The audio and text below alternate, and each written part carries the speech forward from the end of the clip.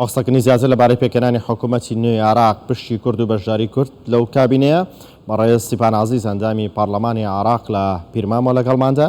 بەڕێز سیپان عەزیزم کاتتان باش. سبەی بۆ سەرجەم وەزارەتەکان یەکلا ناکرێنەوە.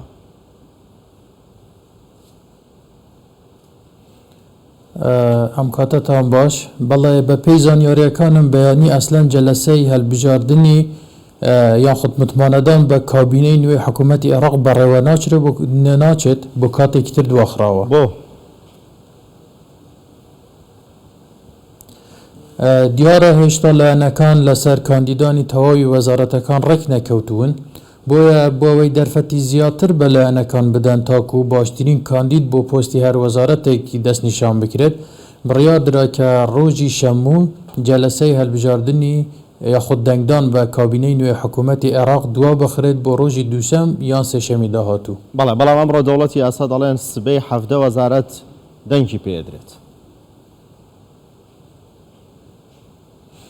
تا ئەو شوێنە ئێمە ئاگادارین لایەنەکان کۆکن لەسەرەوەی بە تایبەت ئیتاڕیش کە دەرفەتێکی زیاتر بە لایەنەکان بدرێت بۆ ئەوەی تەواوی وەزارەتەکان یەکلا بکرێتەوە.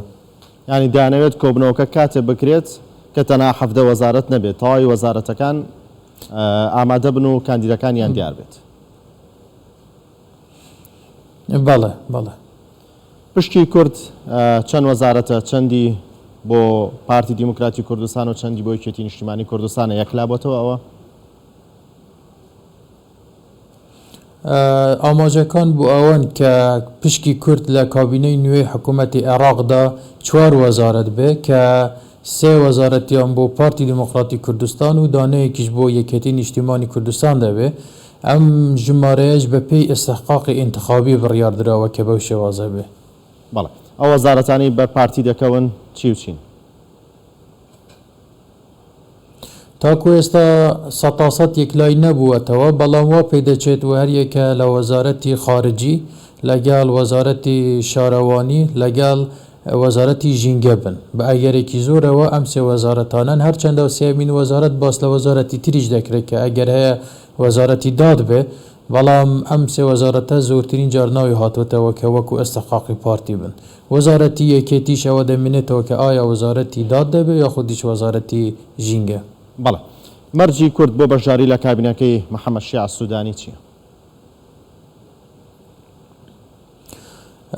تەبیعی ئێمە دەتوانین بڵین وەکو پارتی مەرجی ئێمە لە بەشداریکردن لە حکوومەتدا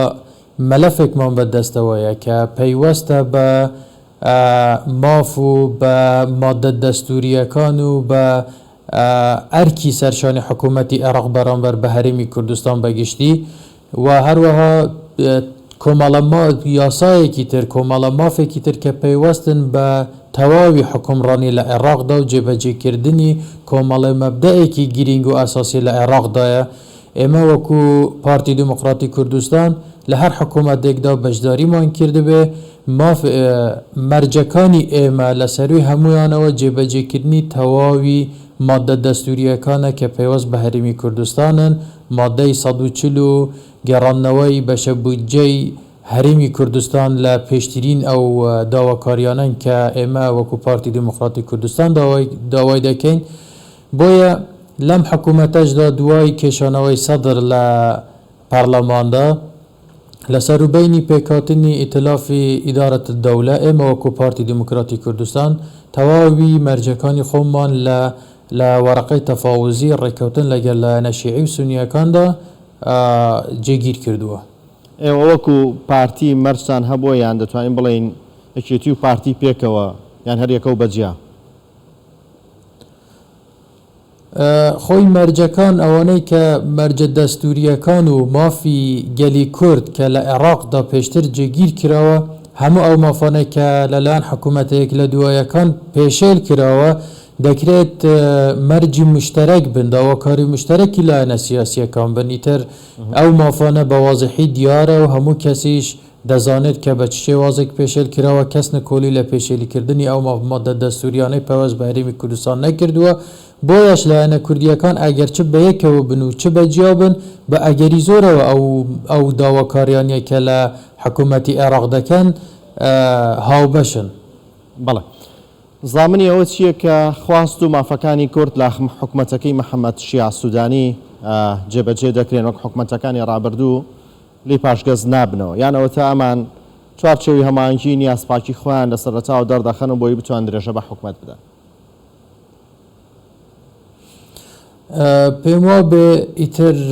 دەرفەتی ئەوە لە بەردەم ئیتار لە بەردەم دەوڵەتی قانون لە بەردەم برایانی شیعە نەماوە کە جارێکی تر بچن ئەوەی کە لە ساڵانی ڕابردوو کردووەنە دووبارەی بکەنەوە. ئیتر کاتێکی زۆر بەسەر چووە ژینگەی سیاسی عێراق گۆڕاوە ئاماژەکان جیاوازن ئەوەی کە لە انتخاباتی 2021 و سەرەتای 2022 ڕوویدا ئەمە شتێکی نوێ بوو دەکرێت ئاماژەیەکن بۆ ئەوەی کە چیتر عێراق ئەوەی ڕابردوو قبول ناکە نەک تەنها بە نسبەت هەرێمی کوردستانەوە یعنی یەکەم جار بە نسبەت نێوماڵی شیعە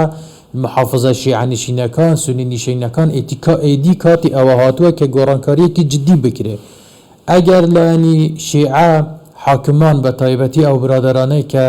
لە دەوڵەتی قانونەوە نزیکن دەتوانین بڵێن زۆرینەی ئەوانەی پێشتر حکمیان کردووە لە عێراقدا لە ئیتاری تەنسیقیدان ئەگەر بە خۆیاندا نەچنەوە ئیتر بڕواناکەم لە انتخاباتی داهاتوو جارێکی تر ئەو دەرفەتەی ئێستایان بۆ بڕەخسێتەوە چونکە ئەو دەرفەتەی ئێستاش کە بۆیان هاتە پێش وە بە ئاسانی نەبوو پێمان وایە ئەگەر سەدر لە پارلەمانی عێراق سەحبی نەکردبەوە ئەمڕۆژ ئەو دەرفەتە لە بەردەم ئیتاردا نەدەبوو بۆیە کاتی ئەوە هاتووە واز لەو ئەو سیاسەتە بینن کە چەند ساڵە پەیڕەویان کردووە بەرامبەر بە هەرێمی کوردستان ئەگەرنا لە داهاتوودا من لەو بڕواایەدام کە هیچ ڕەحم بە و لایەنانە ناکرێت. بەڵێ ڕەتکردنەوە یاخود قبولکردنی کاندیدی وەزارەتەکان لەلایەن محەممەد شیع سوودانی سەرگۆزیرانی ڕاستپێدراو لە دەسەڵاتی ئەودایە بەنسبەت ئیتارەوە دەسەڵاتێکی زۆر باشیان بە محەممەد شیع سوودانی دراوە کە خۆی سەرپشکیان کردووە لە دەستنیشانکردنی ئەو بربژێرانە کە لایەنە سیاسیەکان دەستنیشان دەکەن بۆ وەرگرتنی وەزارەتەکان محەممەد شیع سوودانی بە جددی کاری لەسەر ئەو مۆزوعە کردووە کە خۆی خاوەن بڕیار بێت لە پێکێنانی حکوومەتەکەیدا و بە شێوازێکی گشتیش داوای لەلایەنەکان کردووە دوو سێ کاندید لە بۆ هەر وەزارەتێک بنێرن لە نێوانیاندا سوودانی یەکلایی بکاتەوە تاکو ئێستا هیچ بەربەستێک دروست نەبووە و بە پێی ئەو ئاماژانەی کە دیارن هەموو شتێک بە میساڕی قانونی خۆیدا دەڕوات دواکەوتنی حکوپێ سوێن خواردن یاخود دواکەوتنی متمانەدان بە حکوومەت لە ڕۆژی شەمووی داهاتوو کە بەیانی ئەگەر دوا بخرێت بۆ دووشەمبێ بۆ سێشەم ئەمە بەدیدی من نیشانەی ئەوە نییە کە کێشە هەبێت یاخودیش شکستی هێنەوە لە پێکێنانی حکوومەت چونکە بە پێی تاقیتاتی دەستوری محەممەد شیع سوودانی 30 ڕۆژی لە بەردەمدایە واتە لە بەرواری سێزدەیدا کە ڕاست پێدراوە تا 12 دەرفەتی لە بەردایە بە پێی تاقیتاتی دەستوری حکوومەتی خۆتان عزیز ئەگەر بە کورتی وەڵام بیتەوە سوپاس دەکەم باس لەوە دەگرێت هەندێک لە کاندیدی سونەکان ڕەت کراونەتەوە لە نێو کوردەکانە کەس ڕەت کراونەتەوە تا شوێنەی من ئاگادار بم نەخێر لە نێو کووردا هیچ کاندیدێک ڕەت نەکراوەتەوە ئەسلەن هێشتا ڕەنگە بە شێوازێکی ئەم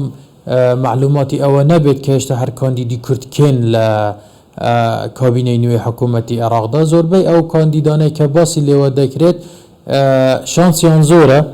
بەڵام هێشتا بە 100% دیار نییە و بە دڵنیاشەکەینەوە کە هیچ کاندیدێکی کورد تاکو ئێستا لەلایەن سوودانیەوە ڕەت نەکراوەتەوە. بەڵێ بەڕێز سیبان عزیز ئەندامی پەرلەمانی عێراق لە پیرمامە لەگەڵماندا بووی سپاس بۆ بەشداریت.